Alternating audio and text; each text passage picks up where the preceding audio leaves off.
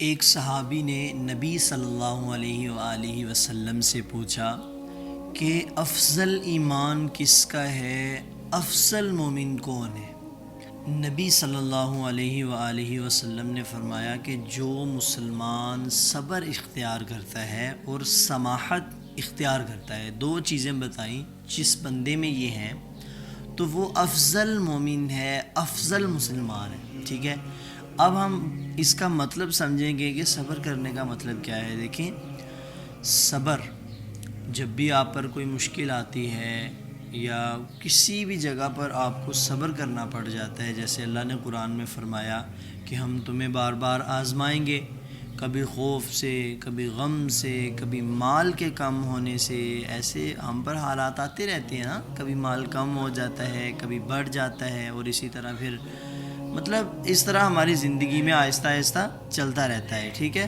لیکن اس سے آگے اللہ نے فرمایا وَبَشِّرِ الصَّابِرِينَ، خوشخبری دے دو، بشارت دے دو ان کو جنہوں نے ایسے حالات میں صبر کیا. تو اس لیے میرے دوستو ہمیں بھی چاہیے کہ ہم صبر زیادہ سے زیادہ کریں. اور یہ قرآن میں صبر کا ایک جگہ پر ذکر نہیں آیا، نہیں، ان اللہ مع الصابرین، اللہ نے فرمایا اللہ تعالیٰ بے شک اللہ صبر کرنے والوں کے ساتھ ہے. ٹھیک ہے، اس طرح کی بہت سی قرآن سے آیتیں ملتی ہیں، ہمیں احادیث میں ملتی ہیں. تو اس لیے جو صبر ہے یہ میں تو یہ سمجھتا ہوں ایک انسان کے لیے سب سے زیادہ ضروری ہے. ٹھیک ہے، ایک مسلمان کے لیے خاص طور پر صبر کرنا بہت زیادہ ضروری ہے، کیونکہ اللہ کے نبی صلی اللہ علیہ وآلہ وسلم نے فرمایا کہ الدنیا سجن المؤمن و جنت الکافر، دنیا مومن کے لیے تو قید خانہ ہے اور کافر کے لیے جنت ہے. تو اس حدیث کو سمجھنے کے لیے جب ایک مسلمان پر کوئی پریشانی آتی ہے، ٹینشن آتی ہے، تو ہمیں کیا سمجھنا پڑے گا؟ یہی بات کہ ہمیں صبر کرنا ہوگا. اور دوسرا جو میں نے آپ کو بتایا تھا کہ سماحت، اس کا مطلب کیا ہے؟ اس کا مطلب یہ ہے کہ اگر آپ پر کوئی بھی پریشانی آئی، کوئی بھی ٹینشن آئی، آپ اپنا دل ایسے آپ کو تجربے ہو رہے ہیں، ٹھیک ہے، اس معاشرے کے اندر رہ کے، تو پھر آپ نے اس غم کو ایسے برداشت کر لیا، کوئی آپ کو ٹینشن نہیں ہے. امید ہے آپ کو میری بات کی ضرور سمجھ آئی ہوگی. تو میرے دوستو آج کی اس ویڈیو کا جو خلاصہ ہے وہ یہی ہے کہ ہم سب کو صبر کرنا چاہیے. صبر ایک مسلمان کے لیے بہت زیادہ ضروری ہے. آج اگر ہمارا مال تھوڑا سا کم ہو جائے، کبھی ہم حکومت کا قصور نکال رہے ہیں، کبھی ہم کہہ رہے ہیں کہ بھائی نہیں مجھ سے یہ غلطی ہو گئی ہے، یا کہہ رہے ہیں کہ نہیں جی ہم نے تو سب کچھ کیا تھا، یہ پتہ نہیں کیا ہو گیا. اس طرح کے جو ہم جملے نکالتے ہیں، ہم نے کبھی بھی یہ نہیں کہا کہ ہم اس بار اللہ کے فیصلے پر راضی ہیں.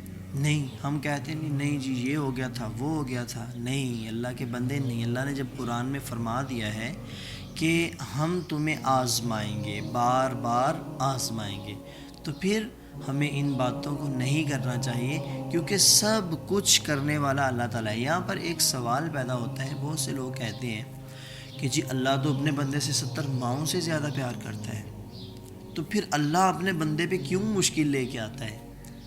دیکھیں، نبی نے فرما دیا کہ مومن کے لیے یہ قید خانہ ہے. قید خانے کے اندر جب ہم ادھر دنیا میں جتنے بھی قید خانے ہیں وہاں پہ جا کر اس کی اپنی مرضی نہیں ہوتی، وہ نہیں، وہاں پر جو حکومت ہوتی ہے ان کی مرضی ہوتی ہے. ایسے ہی ہے نا.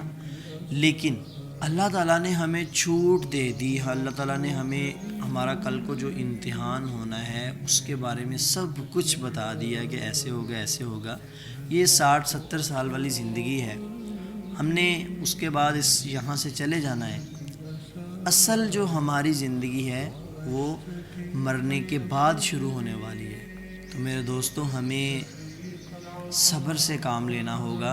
اور میں آپ کو ایک بہت اہم بات بتاؤں، صبر ایک ایسی خاندانی چیز ہے، ایسا کمال کی چیز ہے کہ جو بندہ صبر اختیار کرتا ہے اس کی زندگی میں بینیفٹ بننا شروع ہو جاتے ہیں. اس کو خوشی ملتی ہے، اس کو غم سے نجات ملتی ہے، اس کو پریشانی سے نجات ملتی ہے، اس کو ڈپریشن سے نجات ملتی ہے جو بندہ صبر اختیار کرتا ہے. اللہ تعالیٰ ہم سب کو صبر کرنے کی توفیق عطا فرمائے۔ جزاک اللہ خیر۔ السلام علیکم۔